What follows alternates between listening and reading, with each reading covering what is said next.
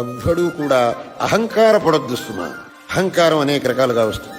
నాకు డబ్బు ఉంది అని కొంతమందికి అహంకారం, నాకు విద్య ఉంది అని కొంతమంది అహంకారం, నాకు అధికారం ఉంది అని కొంతమందికి అహంకారం, నాకు శక్తి ఉంది అని కొంతమందికి అహంకారం.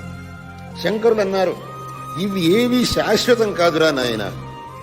డబ్బును చూసుకొని, అధికారం చూసుకొని, బలం చూసుకొని, నీ పాండిత్యం చూసుకొని నువ్వు అహంకారపడుతున్నావు. ఇవి ఏవి శాశ్వతములు కావు. వీటిని చూసుకొని నువ్వు అహంకారపడ్డావు అంటే అది చాలా పెద్ద పొరపాటు. ఈ అహంకారం ఉన్నవాడు తప్పులు చేస్తాడు.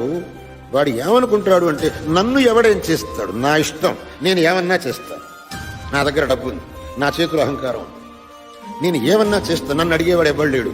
కానీ వాళ్ళందరికీ ఒక విషయం మటుకు మనం చెప్పాలి, నిన్ను ఇక్కడ అడిగేవాడు ఎవ్వడు లేకపోవచ్చు, నువ్వు శరీరం విడిచిపోయిన తర్వాత అడిగేవాడు ఒకడున్నాడు, వాడికి నువ్వు జవాబు చెప్పాలి.